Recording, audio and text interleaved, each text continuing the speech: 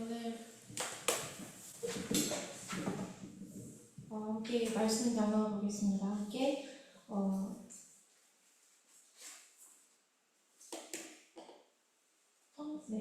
요한복음 8장 31절부터 36절 말씀 함께 공독하시겠습니다. 네,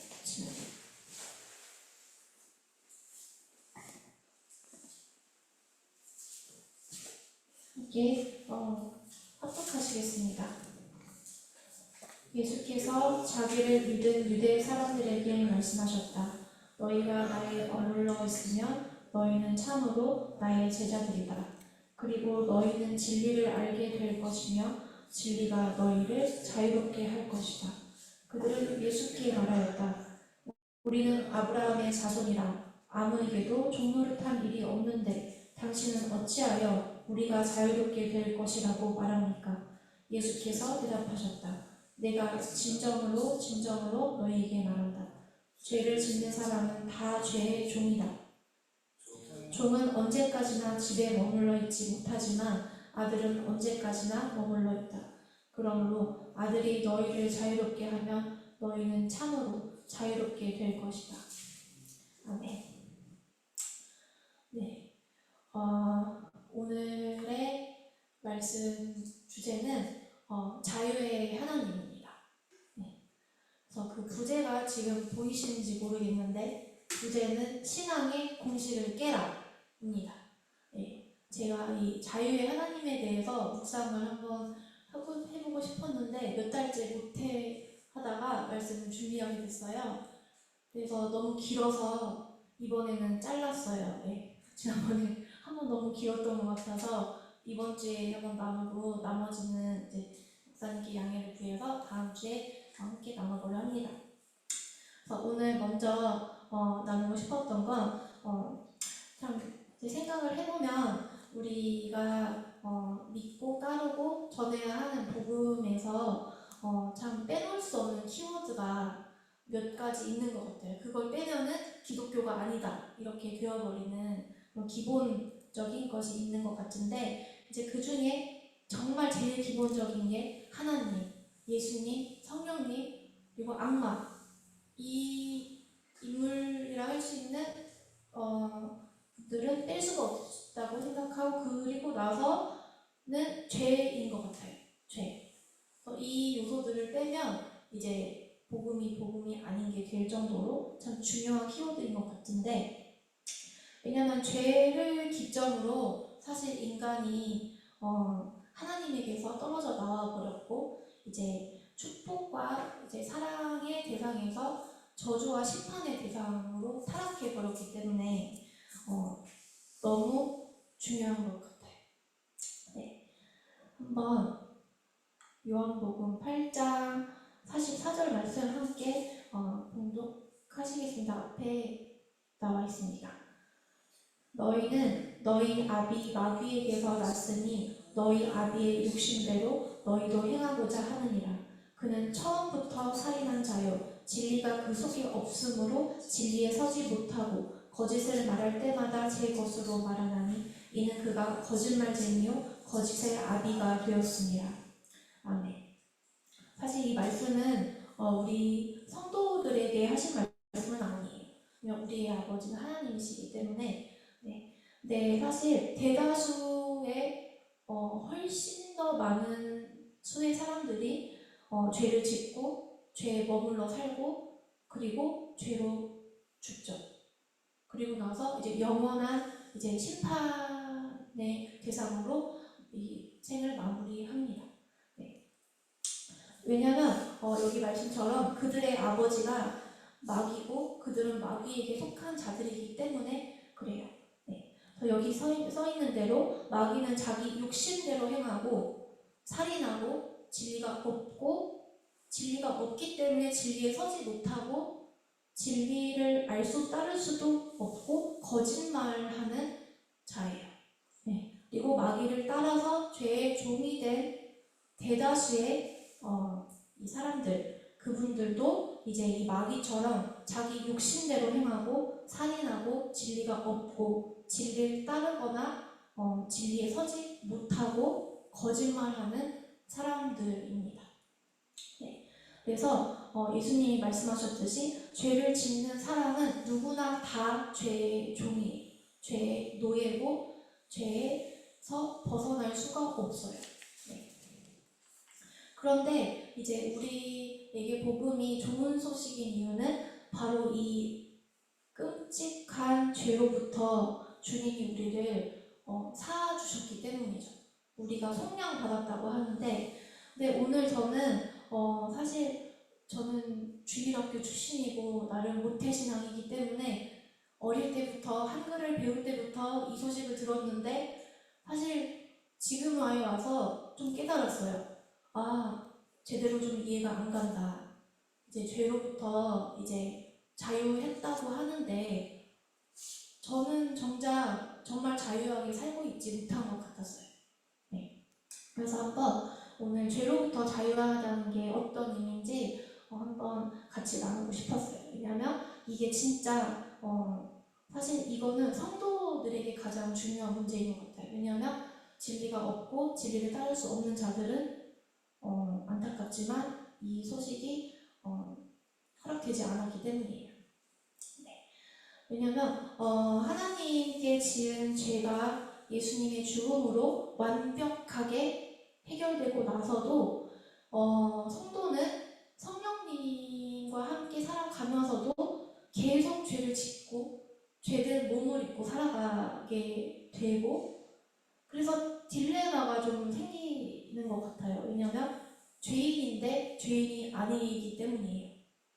그래서 이걸 좀 구체적으로 사실 말을 하면 나의 이제 상태, 지금의 상태는 죄인인데 이제 신분이 바뀌었다고 하거든요. 그러니까 나는 똑같은 사람이에요, 사실. 근데 이제 내 분류가 그냥 달라진 거예요. 지금 사실 이 세상을 살 때는 그 분류가 이렇게 잘 드러나지는 않기 때문에 별반 차이가 없어 보이기는 해요. 근데 이 세상이 끝나면 그때는 이제 돌이킬 수 없게 적나라하게 그 분류대로 이제 예수님의 사랑과 마귀의 사랑이 천국과 지옥으로 완벽하게 갈리게 되는 거죠. 근데 이 땅을 살아가는 성도로서 사실 저는 이런 생각이 많이 들더라고요. 나는 조금도 나아지지 않고 있다. 이제 물론 저의 착각일 수도 있지만 이런 생각이 자꾸만 드는 건 이제 제가 자꾸 죄를 원하기 때문일 거예요. 죄를 원하고 죄가 편하고 죄를 지으려고 생각을 굳이 안 해도 돼요. 왜냐하면 저를 그냥 가만히 내버려 두면은 자연스럽게 죄를 짓기 때문에. 네. 그런데도 이제 주님은 이제 저를 비롯한 하나님의 자녀들에게 무죄를 선고하셨습니다. 네. 근데 이제 성령님과 함께하는 사람은 사실 자기 죄가 좀 아파요. 왜냐하면 이제 성령님이 불편한 마음도 주시고 사실 내 죄를 알게 되거나 드러났을 때 많이 괴로움이 따르더라고요. 근데 참 하나님의 빛 안에 더 이제 들어갈수록, 더 다가갈수록, 그 안에 거할수록 더 강력한 그 빛 안에 나의 죄가 더 낱낱이 드러나고 이제 전에보다 더 촘촘하게 드러나고 이제 참 그래서 괴로움이 사실 계속 되는 것 같아요. 네. 네. 자. 로마서 7장 19절부터 25절 말씀 함께 읽어봤으면 좋겠습니다. 내가 원하는 바 선을 행하지 아니하고 도리어 원하지 아니하는 바 악을 행하는도다. 만일 내가 원하지 아니하는 그것을 하면 이를 행하는 자는 내가 아니요 내 속에 거하는 죄니라. 그러므로 내가 한 법을 깨달았노니 곧 선을 행하기 원하는 나에게 악이 함께 있는 것이로다. 내 속사람으로는 하나님의 법을 즐거워하되 내 지체 속에서 한 다른 법이 내 마음의 법과 싸워 내 지체 속에 있는 죄의 법으로 나를 사로잡는 것을 보는도다. 오라, 나는 공고한 사람이로다. 이 사망의 몸에서 누가 나를 건져내랴. 우리 주 예수 그리스도로 말미암아 하나님께 감사하리로다. 그런즉 내 자신이 마음으로는 하나님의 법을, 육신으로는 죄의 법을 섬기노라. 아멘. 이게 대사도 바울의 이제 고백인데요. 참 위로가 되면서도 동시에 두려웠어요. 사도 바울쯤 되면 괜찮지 않을까 했는데, 바울도 이제 이 치열한 이 속사람과 겉사람의 싸움 속에 이제 장렬한 이제 죽음을 매일 이제 겪는 이런 곤고한 자라는 고백을 했더라고요. 네. 그래서 사실 보면 이제 성도는 누구나 이제 마음으로는 성령님과 하나이기 때문에 하나님의 법을 따르지만 나의 이 죄된 몸이 이제 다른 법을 함께 따르는 이런 이제 그런 딜레마를 겪는 사람인 것 같아요. 요한일서 1장 10절 말씀 함께 읽어보시겠습니다. 우리가 죄를 지은 일이 없다고 하면 우리는 하나님을 거짓말쟁이로 만드는 것이며 하나님의 말씀이 우리 속에 있지 아니합니다. 네, 성도가 이제 좀 순종을 잘할 때도 있는 것 같아요. 네. 근데 그럴 때는 좀 죄가 없다는 착각을 저는 좀 할 때가 있었거든요. 와, 이것도 순종을 하고 있네. 기특함을 넘어 뭔가 너무 이제 죄를 지었던 시절이 잘 기억이 너무 안 났어요. 그래서 약간 스스로 좀 거룩한 것 같고 굉장히 그런 마음이 드는 거는 괜찮지만 거기서 좀만 더 가면은 바로 교만해지더라고요. 네, 막 정죄하는 마음도 들고. 근데 사실 이제 그때 주로 저에게 하나님이 주신 말씀은 하나님의 은혜라는 거였어요. 하나님의 말씀을 듣고 품고 따르고 순종하는 그 모든 게 하나님의 은혜인데 왜 제가 이제 영광을 다 가로채냐는 이제 말씀을 듣고 감사했어요. 네. 왜냐면 참 정말 은혜이기 때문이에요. 한번 시편 19편 13절을 함께 읽어보시겠습니다. 주님의 종이 죄인 줄 알면서도 고의로 죄를 짓지 않도록 막아주셔서 죄의 소나기에 다시는 잡히지 않게 지켜주십시오. 그때야 나는 온전하게 되어서 모든 끔찍한 죄악을 벗어버릴 수 있을 것입니다. 아멘. 네, 여기 이제 이 고백을 보면 이 성도는 하나님의 그 은혜와 사랑을 분명 아는 자인데도 불구하고 스스로 거룩하고 이제 무흠하고 거룩한 자라고 이제 주님께 당당하게 서는 게 아니라 오히려 내가 고의로 죄인 줄 알면서 죄를 짓지 않게 막아달라고 주님의 은혜를 구하는 모습을 하고 있더라고요. 네. 왜냐면 정말로 아무리 이제 대단한 성도, 목사님, 선교사님 어떤 분이라 하더라도 정말 죄인이기 때문에 죄 짓는 게 어떻게 보면 이렇게 있어서는 안 될 일은 아니에요. 물론 그분들이 다 죄를 짓는다는 말은 아니지만 제 말씀은 하나님이 은혜를 주셔야 죄인이 죄를 짓지 않을 수 있다는 말씀을 나누고 싶어서 정말 성령님과 함께 하지만 내가 나의 고의로 죄인지 알면서 하나님이 날 바라보시고 은혜 주시고 예수님이 날 위해 돌아가셨다는 걸 알면서 그 죄의 무서움과 악함과 끔찍함을 알면서도 죄를 짓지 않게 막아달라는 기도를 이 기자는 드린 거예요. 근데 이 고백이 저는 진정 거룩한 성도의 진실한 고백과 기도라고 저는 믿습니다. 네.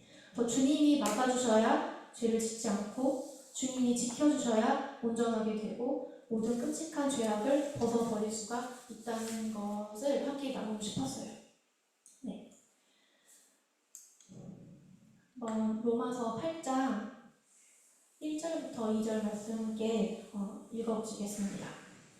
그러므로 이제 그리스도 예수 안에 있는 자에게는 결코 정죄함이 없나니 이는 그리스도 예수 안에 있는 생명의 성령의 법이 죄와 사망의 법에서 너를 해방하였습니다. 아멘. 네, 이 말씀은 스스로 그래 난 죄인이야, 나는 죄를 지어, 난 죄를 원해 이러면서 정죄하라는 그런 메시지를 제가 전하고 싶었던 건 결코 아니에요. 네. 왜냐하면 성도가 죄를 지어도 그건 그냥 그때의 죄를 짓는 상태이기 때문에 그걸로 인해서 우리 존재가, 가치가, 우리의 신분과 어떠한 그 근본이 바뀌는 건 아니란 말이에요. 네. 우리가 죄를 지었다고 하나님의 자녀인데 역시 마귀 새끼였어 이렇게 되는 게 아니고요. 네. 우리가 죄를 잘 이렇게 짓지 않는다 해서 역시 저런 사람이 그리스도이냐? 저런 사람이 은혜 받은 사람이지? 이러다가 죄를 지었다고 아유 역시 교회 다니는 사람들은 안 돼. 다 쓸데없어. 이렇게 이리 하면은 이제 안 될 것 같다는 이제 말씀을 드리고 싶었어요. 왜냐면 제가 아는 하나님은 분명히 죄를 너무나 끔찍이고 미워하시고 정말 싫어하시지만 그렇게 우리 생각처럼 무슨 하나하나에 그렇게 막 피드백을 뭐라 그러지? 이게 사람은 좀 그런 심리가 있잖아요. 잘하면 칭찬해주고 잘못하면 뭐라고 하고 이렇게 바로 이제 피드백을 하는데 이제 주님은 꼭 그렇게만 하시는 건 아닌 것 같아요. 왜냐하면 우리가 죄를 지어도 안 지어도 순종해도 불순종해도 똑같이 사랑하시기 때문이에요. 정말 똑같이 사랑하시기 때문이에요. 네. 그래서 사실 이게 우리 관계를 보면 하나님이 우리가 하나님의 자녀라고 하셨고 하나님 우리 아버지라고 하셨는데 저는 물론 자녀는 없지만 이제 자녀가 아무리 정말 끔찍한 죄를 짓고 감옥 가고 아무리 모두에게 버림받고 그런 사람이 되어도 부모에게 그 자녀는 언제까지나 자녀라고 저는 생각을 해요. 네. 자녀가 아무리 잘못했다고 자녀가 아닐 수는 없는 거예요. 네. 그래서 그 자녀가 부모의 마음을 아프게 할 수는 있고 정말 많이 아프게 할 수는 있지만 부모의 사랑을 빼앗을 수는 없다고 생각을 해요. 근데 우리는 저는 좀 착각을 좀 자주 하거든요. 내가 뭔가 잘못하면 불순종하면 악하면 어쩌면 혼날 짓을 하면 혼날 거야. 징계받을 거야. 이러면서 이제 죄를 지음과 동시에 하나님을 못 쳐다보겠더라고요. 네. 찔리니까 혼날 거 아니까 가면은 이제 무슨 말 들을지 제가 아는 거예요. 그래서 못 가더라고요, 하나님께. 이제 저는 좀 그런 심리가 좀 있을 때가 있어서. 그리고 사실 주님께 가면은 죄가 자꾸 드러나거든요. 몰랐던 죄도 사소한 거, 큰 거 막 드러나면 사실 좀 불편할 때도 있어요. 네.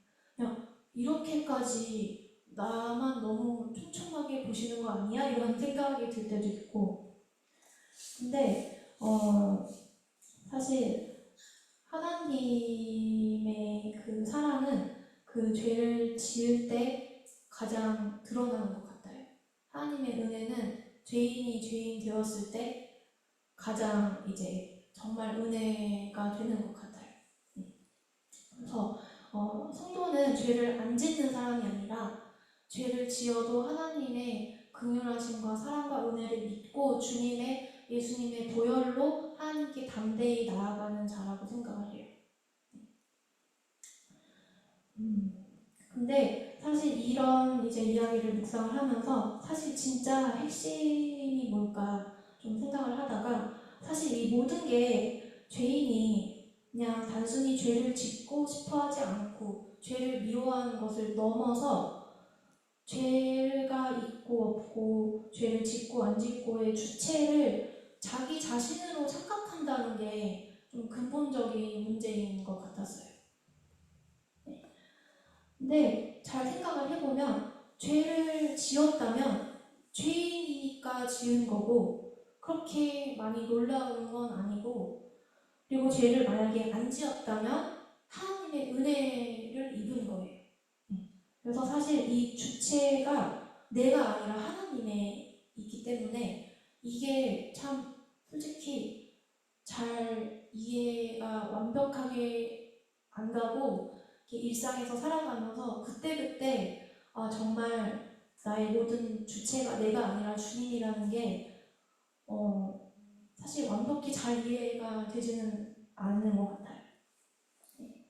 근데 만약에 정말 죄가 다양하니까 그런 죄 중에 그래도 저 사람이 짓는 저런 죄는 난 있는지도 몰랐어.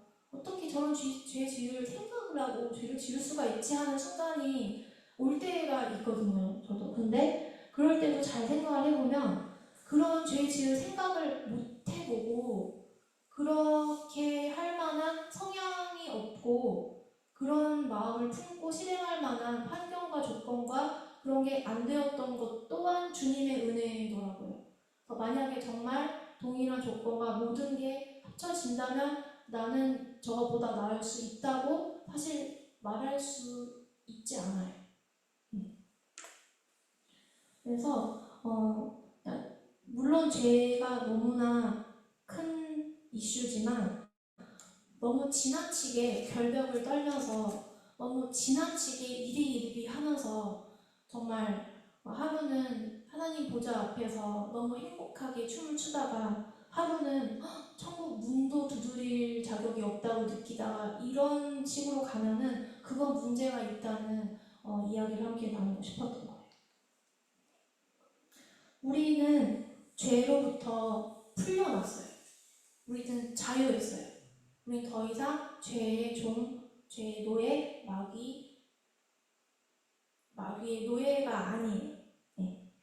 그런데 자꾸만 저를 보면 무의식적으로 자꾸만 매여 있거든요.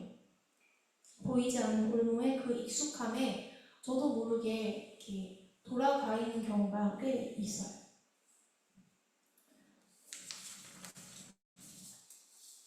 근데 정말 죄로부터 자유하다는 건 내가 깨끗해지는 게 아니라 죄로 더러운 내가 주님의 은혜를 입는다는 거예요. 죄로부터 자유하는 건 내가 엄청 거룩해지고 엄청난 존재가 되는 게 아니라 죄로 더러운 내가 거룩한 주님과 함께하는 거예요. 자꾸만 죄를 원하는 내가 주님의 은혜로 살아가는 거예요. 그게 진짜 죄로 자유한 거라고 저는 믿습니다. 고린도전서 15장 31절을 함께 보시면요.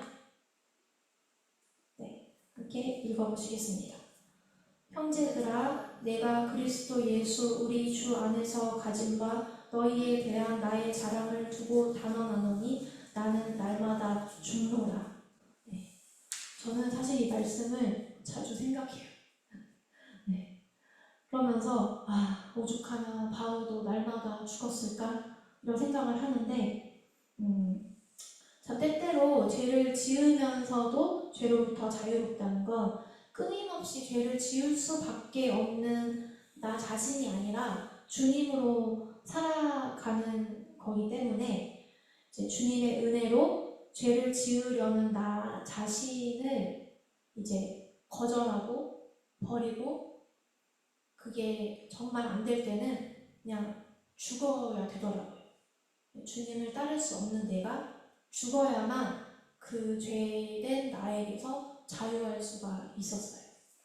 그래서 이게 정말 말만 죽는 게 아니라 주님의 은혜로 정말 죽어간다는 게 참 쉽지 않은 일인 것 같습니다.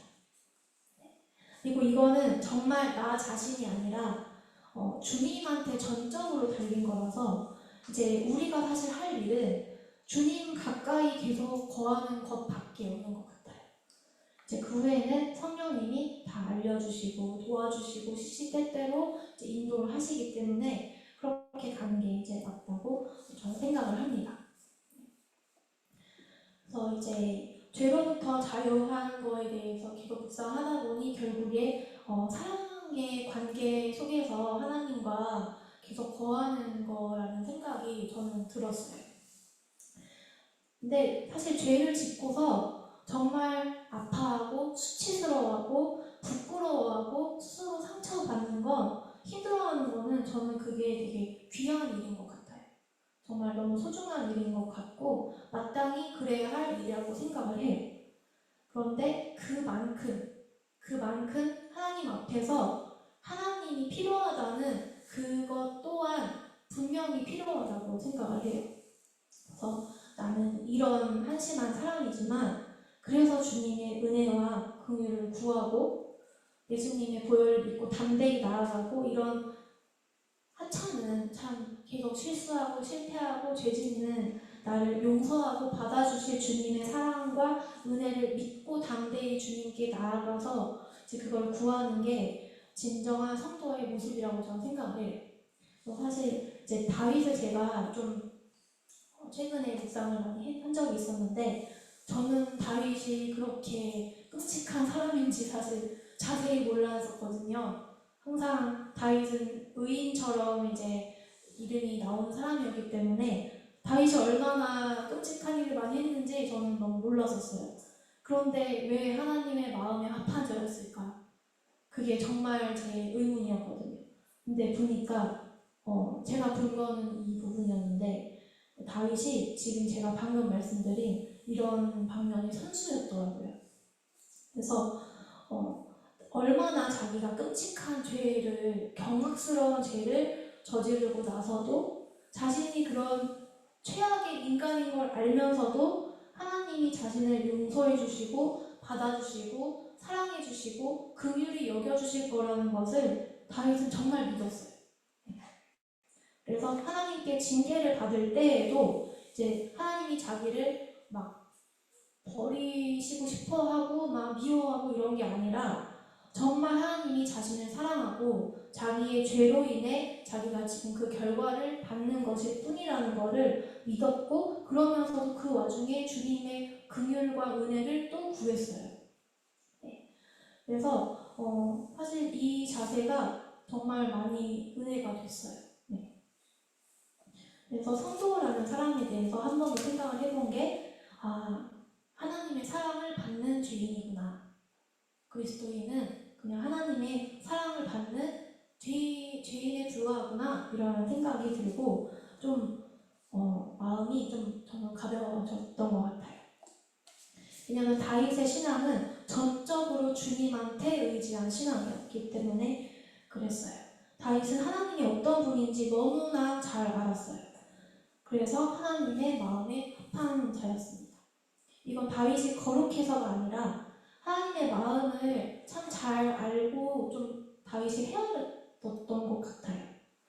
그래서 이제 제가 사랑에 대해 좀 생각을 했을 때 참 이런저런 인간관계를 맺다 보면 처음에 이제 단편적으로 생각했던 그 사람에 대해서 시간이 가면서 더 알게 되고 배우게 되고 또 그 사람의 역사와 문화와 언어까지 이제 알게 되면서 그 사람에 대한 정말 진정한 사랑의 모습이 생겨나는 것 같더라고요.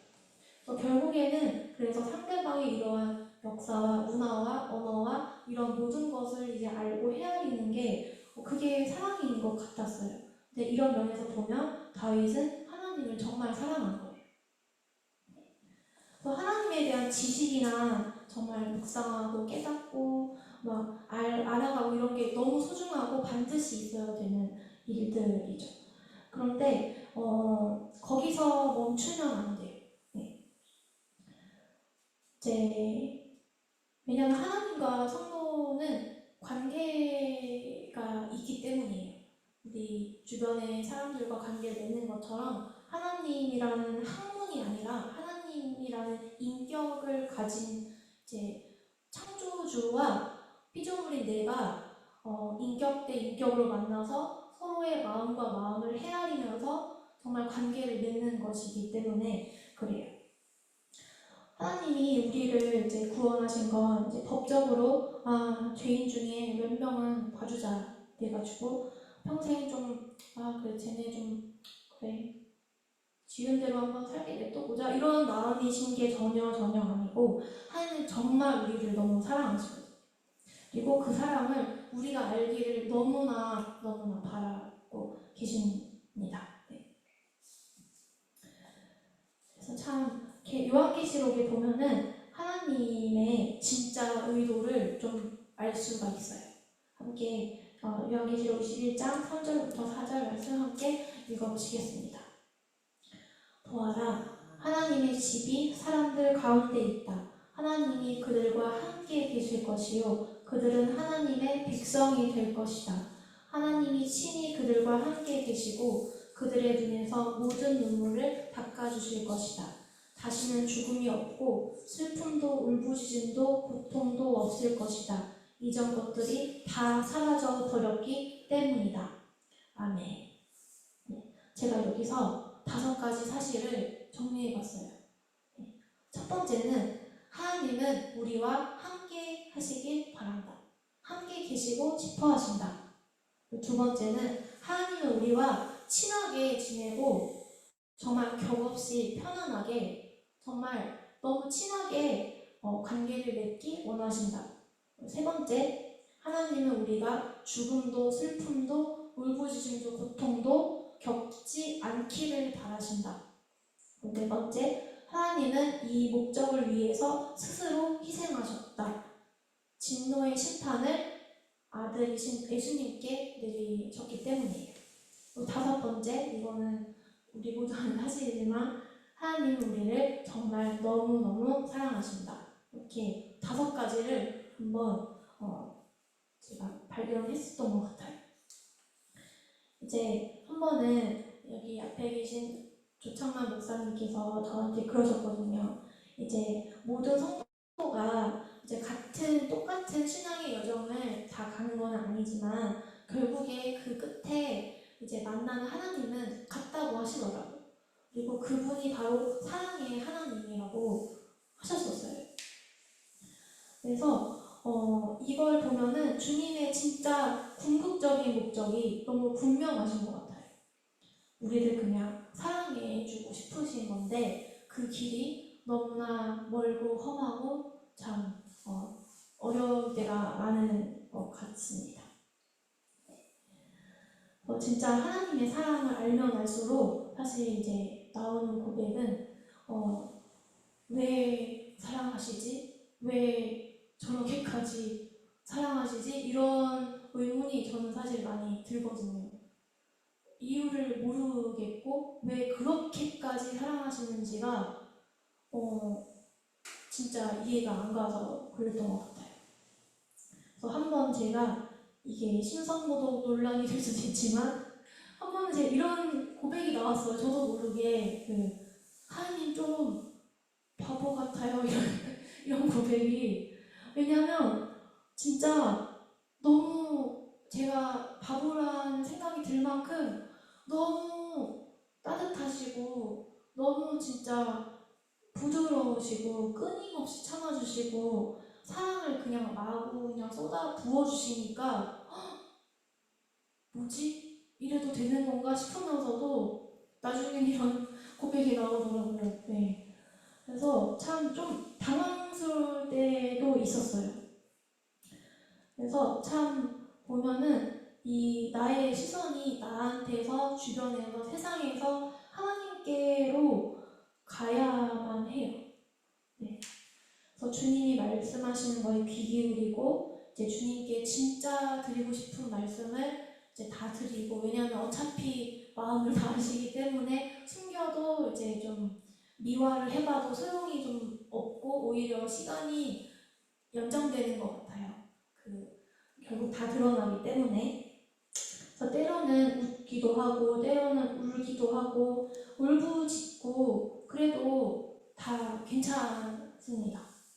한 번은 팀 켈러 목사님이라고 유명한 미국 목사님이신데 그러시더라고요. 이제 욥에 대해서 참 욥의 이제 기도를 보면 충격적이다. 왜냐면 욥이 하나님을 이제 거의 막 심판하고 진짜 공격하고 고발하고 비아냥거리고 이런 이제 기도를 드렸기 때문에 좀 충격적일 수 있다는 거예요. 근데 그럼에도 이게 성경에 실렸고 그게 기도라고 한 이유는 그게 하나님께 한 거라서 그렇다고 하시더라고요. 그래서 하나님은 인간이 정말 절망에 빠지고 정말 산산이 부서졌을 때 어떻게 되는지, 어떤 마음을 품고 어떤 말들을 하는지 이해해 주시는 그런 자비로운 분이시라는 이제 설명을 덧붙이셨었어요. 그래서 물론 이런 은혜를 입어서 함부로 맨날 고발하고 그런 악한 마음을 품는 성도는 없겠지만, 정말 그런 이제 악한 마음과 말들의 기도라고 하기도 참 민망하고 정말 죄송한 그런 것들조차 기도로 받아주시는 그분이 우리 아버지 하나님이라는 것을 말씀드리고 싶습니다. 그래서 이제 결론을 맺으면요, 이제 우리는 사실 죄를 짓고 싶어하는 자신을 끊임없이 거절하고 무시하고 좀 타이르기도 하고, 그러면서 이제 죽어서 주님께 나아가야 하는 그런 사람들이에요. 우리가 사실 가야 하는 땅끝은 사실 우리가 가장 가기 싫어하고 외면하고 싶어하는, 어찌 보면 우리 가까이에 있는 그런 것들의 확률이 많이 높아요. 도처에 있어요. 뭔가 그래 땅끝 가야지 하다가도 정작 너 거기 가. 주변을 말하면 거기는 안 되겠는데요? 이런 이제 고백이 나오는 그곳이 이제 정말 땅끝이더라고요. 네? 그래서 주님이 우리에게 가라고 명하신 그 땅끝을 가지 못하게 가로막고 있는 건 나 자신이에요. 죄된 내가 막고 있어요. 그 막힌 담을 나는 넘을 수가 없어요. 사람은 사실 자기가 멀쩡한 정신으로 자기 스스로 죽을 수는 없는 거거든요. 네. 그래서 정말 내가 죽어서 이제 가는 거더라고요. 정말 때로는 너무 억울한 내가 죽고, 너무 힘든 내가 죽고, 너무 용서할 수 없는 내가 죽어야, 그래야 주님과 함께 땅끝에 갈 수가 있어요. 이게 진짜 너무나 많이 이야기되지는 자아의 죽음, 그 유명한 자아의 죽음인데요. 네, 그리고 나면 죽음으로 끝나는 게 아니라 예수님의 이제 생명으로, 성령으로 살아가는 부활이 항상 이제 기다리고 있죠. 근데 이게 또 너무 공식화돼서 스스로 다그치면서 힘들어 죽자, 안 되겠네 죽자. 물론 이렇게 되는 게 필요할 때도 있지만, 이게 항상 참 저는 어려웠던 게 제가 자꾸만 도식화시킨다는 거였어요. 깨달음 얻고 은혜 받으면 그 길을 만들어서 자꾸 그 길로 가려고 그러고, 뭔가 보니까 제가 좀 통제하려고 하더라고요. 그래서 뭔가 좀 덜 힘들고 더 은혜 받고 더 좋고 이렇게 되기 위해서 제가 겪었던 은혜나 힘든 것들, 주변 상황들 다 해서 자꾸만 공식을 만들고 도식화해서 자꾸 거기에 저를 끼워 맞추려고 그러니까, 매일 하나님이 주시는 날은 새해 날이거든요. 새해 날이고 그 새해 하루를 살아야 되는데 자꾸만 그 낡은 것들로 이 새 것을 살아내려고 하니까 삐그덕거리는 것 같았어요. 네. 그래서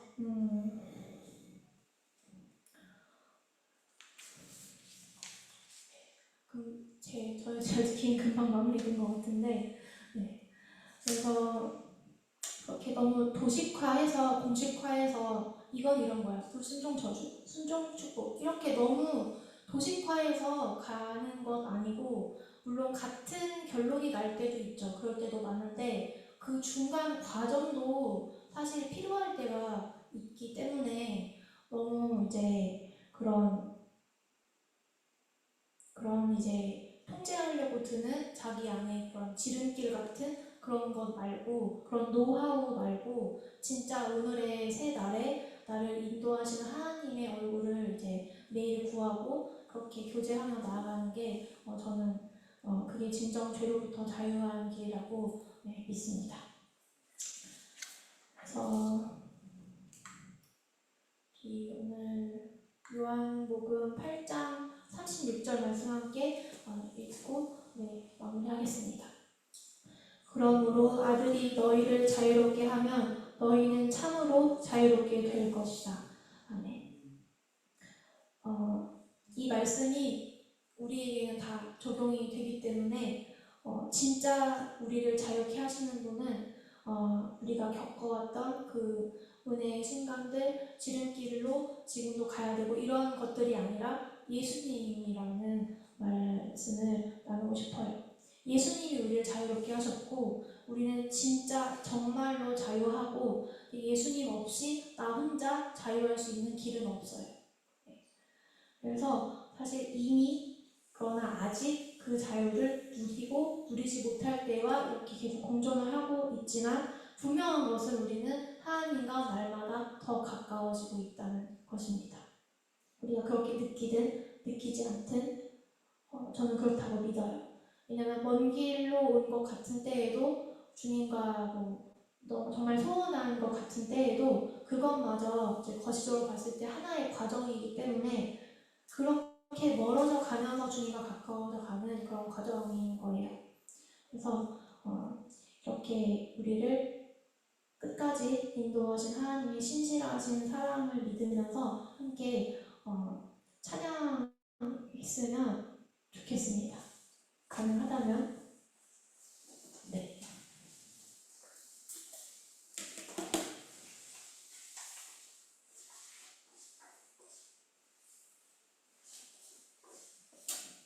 너는 크게 자유를 넘쳐라. 네. 1절 네, 부르시겠어요? 네.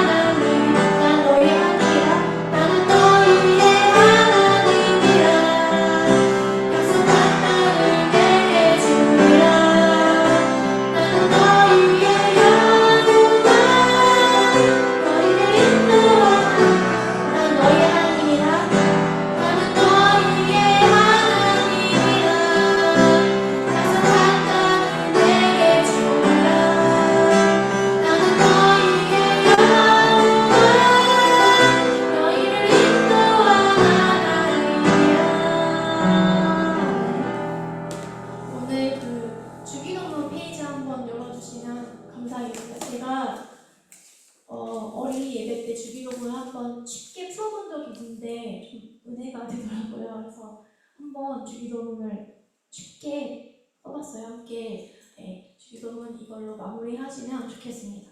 함께 읽으시겠습니다. 하늘나라에 계신 하나님, 아바 아버지, 하나님 이름이 거룩하게 여겨지게 해주세요. 하나님 나라가 우리 마음에 오게 해주세요. 이 땅에도 오게 해주세요.